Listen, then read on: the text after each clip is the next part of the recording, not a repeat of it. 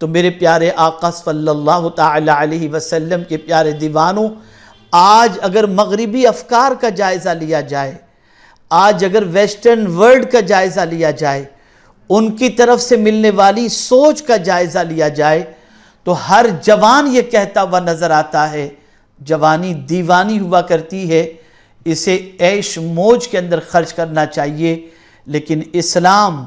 جوانی کو ضائع کرنے کی تعلیم نہیں دیتا، جوانی کی قوت و اسٹیمینا کو برباد کرنے کی تعلیم نہیں دیتا، بلکہ اللہ اکبر، میرے پیارے آقا صلی اللہ تعالی علیہ وسلم کے پیارے دیوانوں، جوانی کو صحیح طور پر قانون الہی اور قانون رسول صلی اللہ تعالی علیہ وسلم کے مطابق خرچ کرنے کی تعلیم اسلام ہمیں عطا فرماتا ہے۔ آپ اندازہ لگائیں، ایک جوان انسان جب جوانی میں عبادت کرتا ہے، جوانی میں اچھے کام کرتا ہے، جوانی میں فضول چیزوں سے اپنے آپ کو روکتا ہے، اپنی جوانی کو بے داغ رکھتا ہے، اپنی جوانی کو آوارگی سے بچائے رکھتا ہے، تو اس کا مقام اللہ کے نزدیک کتنا عرف و اعلیٰ ہے کہ آقا کریم صلی اللہ تعالی علیہ وسلم نے ارشاد فرمایا، 7 خوش نصیب ایسے ہیں جنہیں اللہ عز و جل کل بروز قیامت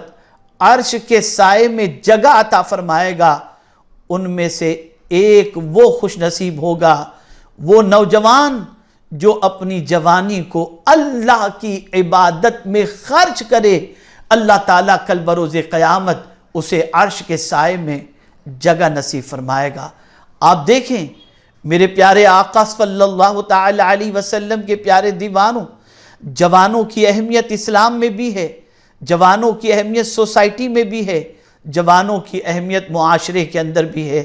اور جوانوں کی اہمیت ہر فیلڈ کے اندر آپ کو نظر آئے گی، اس لیے کہ جوان کے پاس طاقت ہوتی ہے، جوان کے پاس قوت ہوتی ہے، یہاں تک کہ پیغمبر رحمت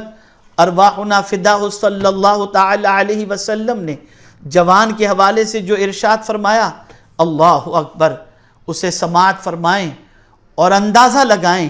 کہ ایک جوان کا مقام رحمت عالم نور مجسم صلی اللہ علیہ وسلم کے نزدیک کتنا عرف و اعلیٰ ہے۔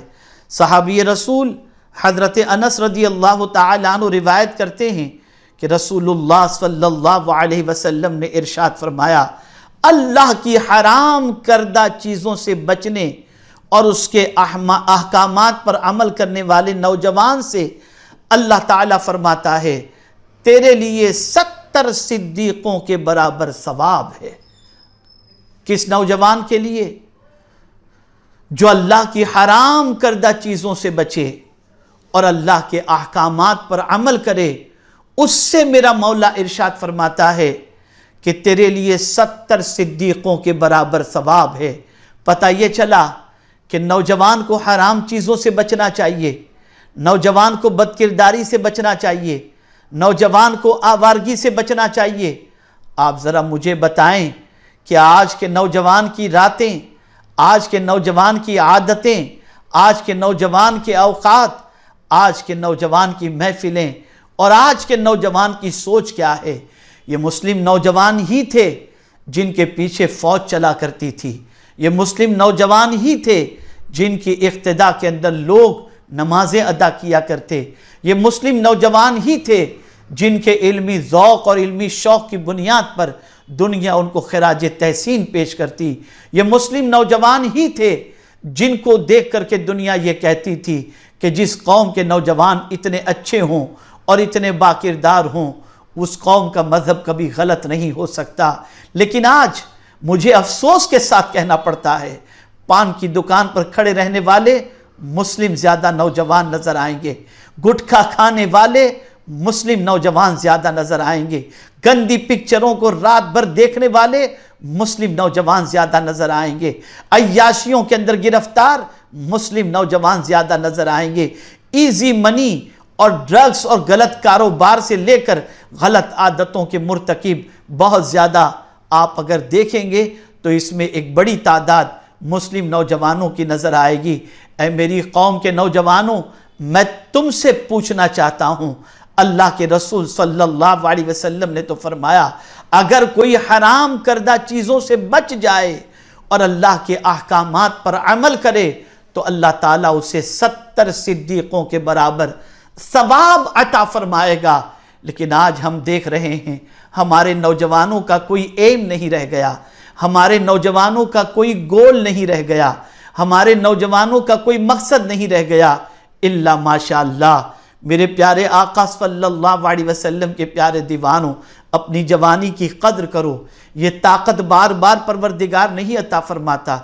آج اللہ نے جوانی میں طاقت عطا فرمائی ہے، ایجوکیشن کے پیچھے خرچ کرو، سوشل ایکٹیویٹیز کے پیچھے خرچ کرو، غریبوں کی مدد کے پیچھے خرچ کرو، کاروبار میں محنت و مشقت کرو، علم حاصل کرنے میں محنت و مشقت کرو، بری عادتوں سے بچو، بری سنگتوں سے بچو، برے دوستوں سے بچو، برے خیالات سے بچو۔ جب کسی کی سوچ پرا گندہ ہو جائے، جب کسی کے افکار و نظریات گندے ہو جائیں، پھر وہ نوجوان تباہی کے دہانے پر پہنچ جاتا ہے۔ ذرا سوچ اور اندازہ لگاؤ، آج بھی بہت سارے پیرنٹس ایسے ہیں جن کے دل و دماغ کے اندر اپنی اولاد کے سلسلے میں بڑے خواب ہوتے ہیں۔ ایک باپ یہ تمنا رکھتا ہے میرا بیٹا مستقبل کا بہترین انسان بنے، بہترین داعی بنے، بہترین ڈاکٹر بنے، بہترین سائنٹسٹ بنے، بہترین انجینئر بنے، بہترین محقق بنے، بہترین ریسرچ اسکالر بنے۔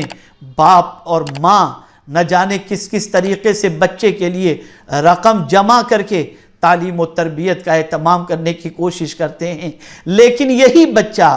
جب اسکول اور کالج کی دہلیز پر پہنچتا ہے قدم پھسل جاتے ہیں، جب آن لائن چیٹنگ پر جاتا ہے، پوری رات واٹس ایپ اور گپ شپ کے اندر اور ٹویٹر پر اور فیس بک کے اندر اپنی رات اور اپنی دن اور اپنی طاقت و توانائی کو خرچ کرتا ہوا نظر آتا ہے، نہ کبھی ماں کی آرزوؤں کا خیال، نہ کبھی باپ کی تمناؤں کا خیال، نہ کبھی اپنے مستقبل کا خیال، کسی چیز کا خیال نہیں، بلکہ خیال ہے تو اپنی نفسانی خواہشات کی تکمیل کا اور بری عادتوں کا اور خواہش کو تسکین پہنچانے کا۔ نہیں، اے رسول اعظم صلی اللہ علیہ وسلم کے دیوانوں، جوانوں کی زندگی ایسی نہیں ہونی چاہیے۔ جوان تو دوسروں کا سہارا بنتا ہے، جوان کی سوچ تو بڑی پختہ ہوا کرتی ہے۔ جوانوں کے حوالے سے رسول اعظم صلی اللہ علیہ وسلم کا یہ ارشاد سماعت فرمائیں اور پیغمبر رحمت صلی اللہ علیہ وسلم کی نگاہوں کے اندر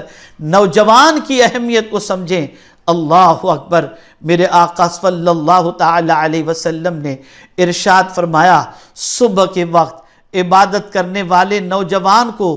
بڑھاپے میں عبادت کرنے والے بوڑھے پر ایسی ہی فضیلت ہے جیسی رسولوں کو تمام لوگوں پر فضیلت ہے۔ اگر کوئی جوان جوانی میں عبادت کرتا ہے، خبردار آپ کے حاشیے خیال میں یہ بات نہ آئے کہ یہاں عبادت سے مراد صرف اور صرف نماز، روزہ اور حج و زکوٰۃ ہے۔ ہر وہ کام جو اللہ عز و جل کی رضا کے لیے کیا جائے، ہر وہ جائز کام جو اللہ کی خوشنودی کے لیے کیا جائے، وہ عبادت ہے۔ اے رسول اعظم صلی اللہ علیہ وسلم کے دیوانوں، پیغمبر رحمت صلی اللہ علیہ وسلم نے جوانی میں عبادت کرنے والے کے لیے کتنا اونچا مقام عطا فرمایا کہ رسول اعظم صلی اللہ علیہ وسلم فرماتے ہیں کہ اس کی فضیلت ایسی ہی ہے بوڑھوں پر جیسی رسولوں کی فضیلت لوگوں پر ہے۔ یہاں سے یہ بات سمجھ میں آئی کہ نوجوان کو اپنی جوانی کا خیال کرنا چاہیے۔ آپ ذرا سوچو اور اندازہ لگاؤ۔ میں بڑی معذرت کے ساتھ عرض کرتا ہوں، اپنی قوم کے نوجوانوں سے پوچھنا چاہتا ہوں، ذرا بتاؤ جوانی کن کاموں میں خرچ کر رہے ہو، کیا کر رہے ہو، کہاں صرف کر رہے ہو، کس طریقے سے صرف کر رہے ہو۔ توانائی سلب ہو چکی ہے، طاقت ختم ہو چکی ہے، پوری رات اپنی جوانی کو گندی پکچروں کے علاوہ لغویات کے اندر خرچ کر کے اپنے آپ کو تھکاتے ہوئے نظر آتے ہو۔ نہ علم کے اندر پختگی ہے، نہ اور کوئی منصوبہ بندی ہے، بلکہ آج نوجوان غلط راستے کا شکار ہو کر اللہ اور اس کے رسول جل جلالہ و صلی اللہ علیہ وسلم کی نظروں میں بھی گرتا ہوا چلا جاتا ہے۔ آئیے میں آپ کو بتاؤں، پیغمبر رحمت صلی اللہ تعالی علیہ وسلم نے نوجوانوں کے حوالے سے کیا ہی خوب ارشاد فرمایا۔ اللہ اکبر، میرے پیارے آقا صلی اللہ تعالی علیہ وسلم کے پیارے دیوانوں، حضرت سیدنا عبداللہ ابن عمر رضی اللہ تعالی عنہما سے روایت ہے کہ رسول اعظم صلی اللہ علیہ وسلم کا فرمان ہے کہ اللہ تعالی ارشاد فرماتا ہے، میری تقدیر پر ایمان لانے والا، میرے لکھے پر راضی رہنے والا، میرے دیے ہوئے رزق پر قناعت کرنے والا اور میری رضا کی خاطر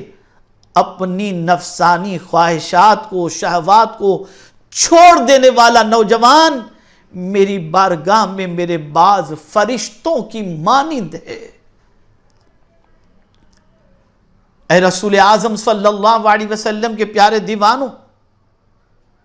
اگر کوئی اللہ کی رضا کی خاطر نفسانی شہوات کو چھوڑ دے، اللہ کی تقدیر پر راضی رہے، جو ہے اس پر قناعت کرے،